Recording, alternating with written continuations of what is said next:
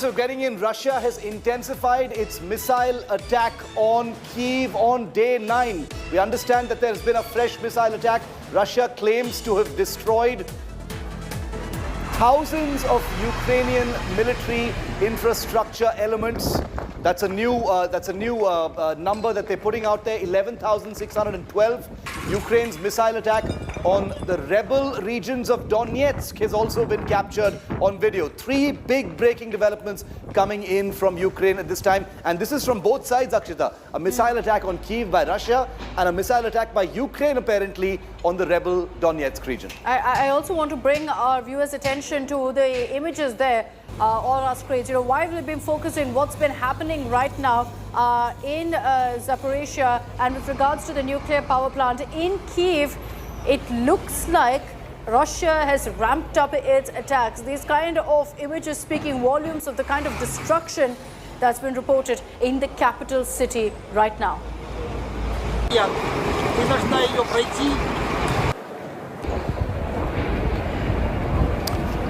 I want to go across to Elnar Bainazarov. He's a reporter from the Red Square in Moscow. He's a journalist there. Elnar, thank you very much for being with India today. I'm sure you've been listening to the big developments on day 9 of the Russia-Ukraine crisis.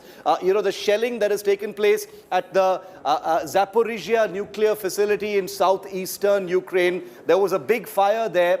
How are you seeing this? This is something that has, you know, put the world on edge, Elnar. Yeah, thank you for having me. So that's the breaking news from Moscow, and everybody in subway, everybody in their social networks, everybody's discussing this news. But actually, as far as I know, and as far as the Ukrainian and Russian authorities have announced, actually no fire is been seen on the exact building of the nuclear power plant, because as the Ukrainian energy authorities have announced in the morning, the shelling was only in the training center close to the nuclear power plant. So actually there's no threat right now, no direct threat to the power plant itself. Elnar, does Russia then also recognize what's happened in Zaporizhia is something that's extremely dangerous for the entire world? What's happening now? Will Russia continue to try to seize control of this power plant? I'm not sure about the plans of Russia, but as far as I know, and as far as we know what's happened with Chernobyl's nuclear power plant, I guess that Russians would try to take control of the station, but without any shelling, because Russia is not interested, neither Ukraine is interested in the nuclear threat and nuclear damage, because the damage would hit not only Ukraine, but the whole Europe and Russia itself, because like the damage from this nuclear plant catastrophe would lead to the damage to the whole Russia and to whole Central European part of Russia.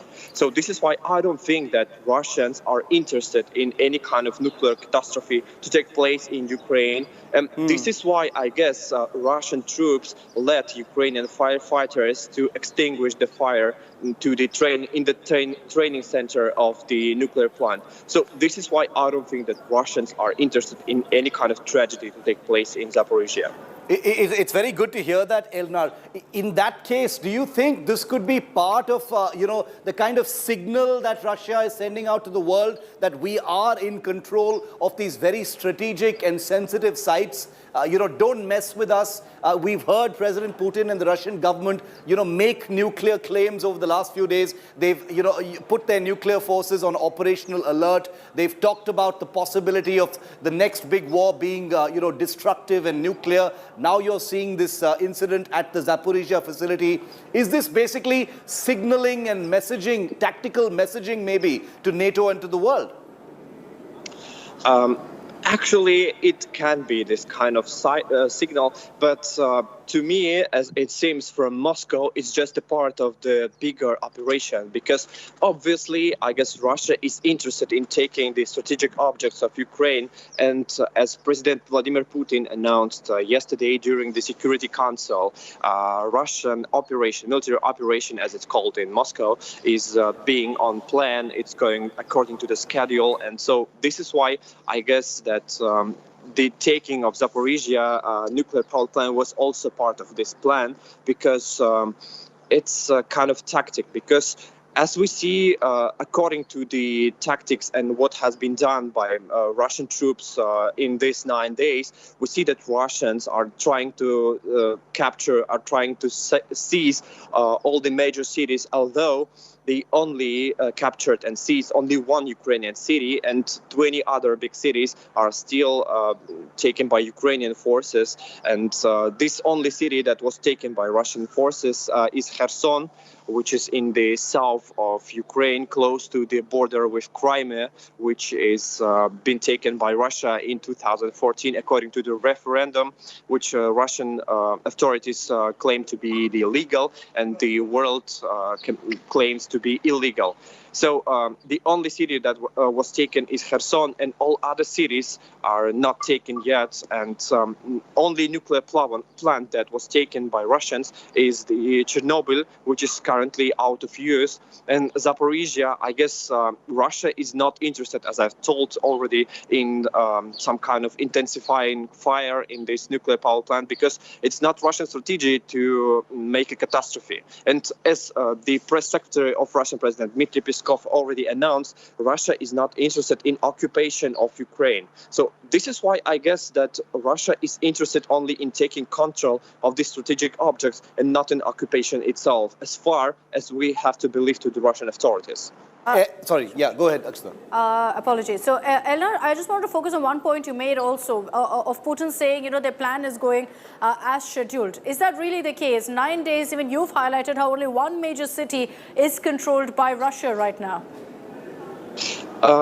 As I already mentioned, according to the press secretary of the president, Mr. Dmitry Peskov, Russia is not interested in the occupation because as we know, as we have seen from the videos in social networks, the Ukrainian population in the cities is not interested and is not cheerful about the Russian troops coming. So Russian troops, they do know that you don't have to only win the war, you have to win the popularity among the population, and Russian troops know that it would be hard. And this is why, as for now, as we can see from what's going on, the main aim, the main goal of Russia right now is to take the strategic objects and to cause no threat to the population, and to take all the military objects, so that as far as I just know, apparently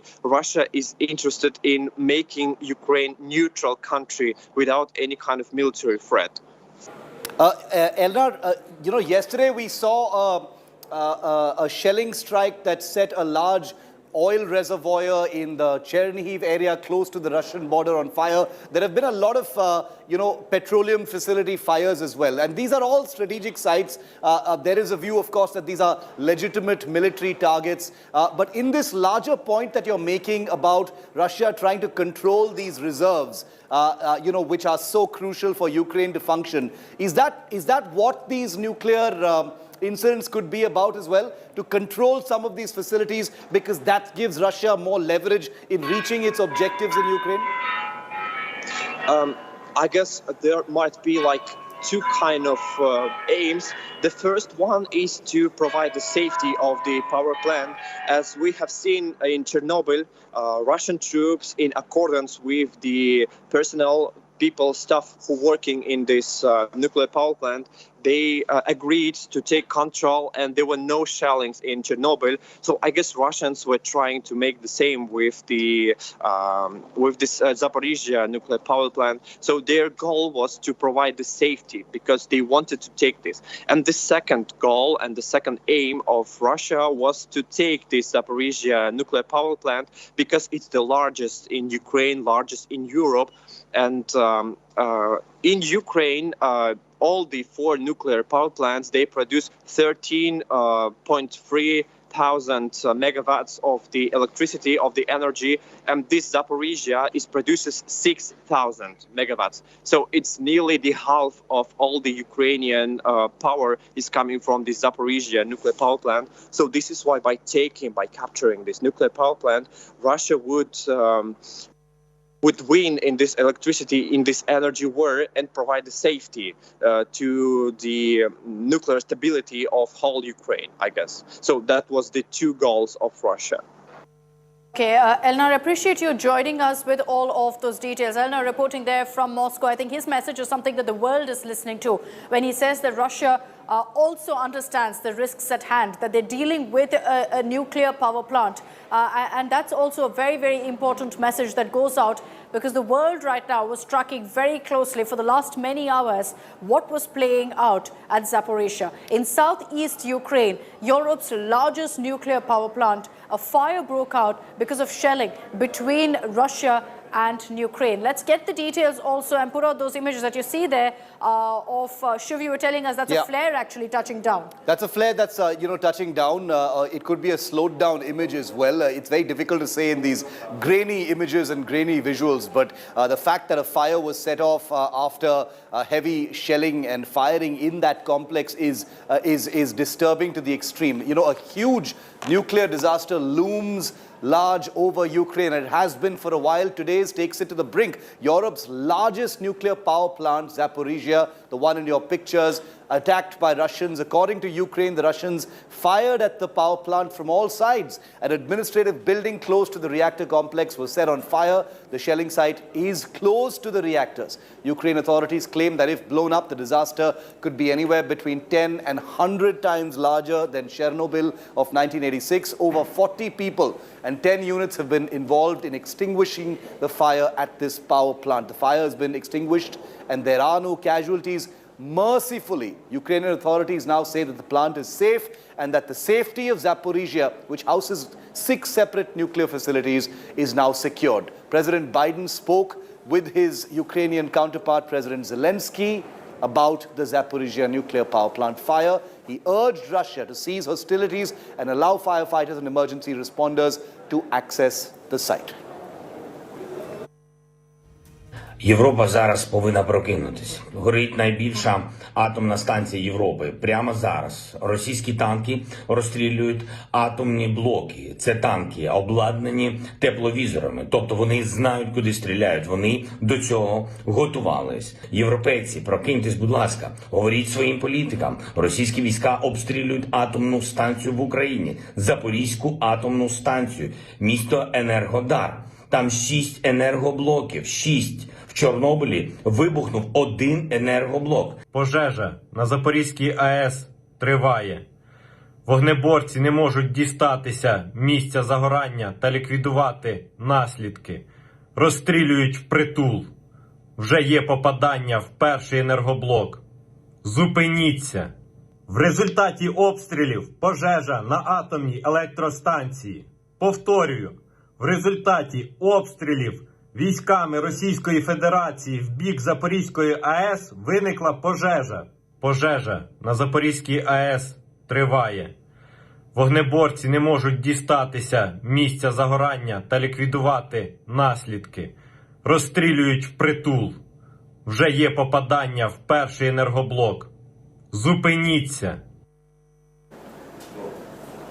So those were the reactions that came in. Ukrainian President Zelensky sending out a very clear message to the world that this is what it's come down to, that nuclear sites are now under attack. But we also want to highlight here, because we don't want to sound alarmist. I know there's a lot of panic over what's played out at the nuclear power plant. We want to highlight, Shiv, the kind of advanced safety measures that are in place in nuclear plants to avoid exactly something like this, like a fire turning into a radiation leak. And remember, this is one of the most dangerous places in the world, since the world wars. All of these places have seen a lot of war, and therefore safety measures in the post-war era have been built into many of these nuclear facilities. Zaporizhzhia is, of course, newer, but here there are shutdown reactors during mishaps. There are trigger switches that shut down reactors during mishaps.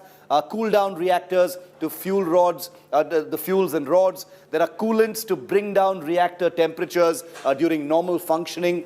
To contain the radioactive leak, they've got a large number of, control facilities. Also, there are constant sensors inside these nuclear reactor complexes to monitor environmental radiation. Anytime there's even a little bit of a spike, there will always be some kind of feedback mechanism. There are monitoring systems for harmful effects on the surroundings as well. So, Akshita, there are emergency mechanisms to actually detect any kind of spike, any kind of leak, any kind of disaster. But the problem is, as Akshita said, the problem with all of these mechanisms is it can very soon go from a small leak into a big leak, and if it goes into a chain reaction, there's no stopping it. There's no mechanism on Earth that can stop a large nuclear disaster.